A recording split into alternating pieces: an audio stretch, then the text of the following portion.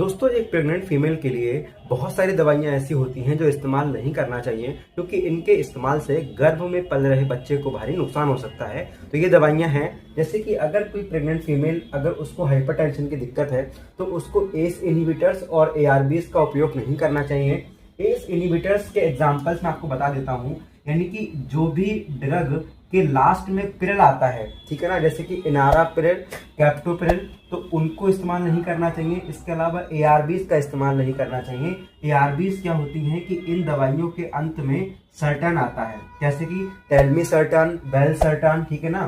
तो जिन भी दवाइयों के अंत में अगर सर्टन आ रहा है तो वो हमारे पास एआरबीज होती हैं, जो आपको हाइपरटेंशन में यूज नहीं करनी चाहिए। तो अब बात आती है कौन सी यूज करनी चाहिए। तो यहाँ पर लिखा हुआ है सेफ ड्रग जो प्रेगनेंसी में आप यूज कर सकते हैं। तो हाइपरटेंशन में आपको लेबिटालोल और मिथाइल डोपा यूज करना चाहिए।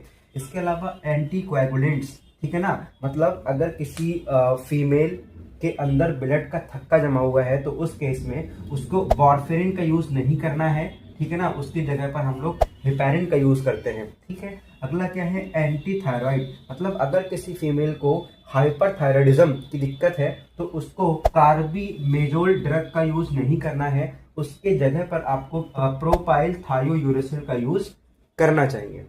अगली मैं आपको बताऊं एंटी माइक्रोबियल, कुछ ऐसी एंटीबायोटिक्स होती हैं जो आपको प्रेगनेंसी में यूज नहीं करना चाहिए, जैसे कि टेट्रासाइक्लिन, क्विनोलोन्स और अमाइनोग्लाइकोसाइड।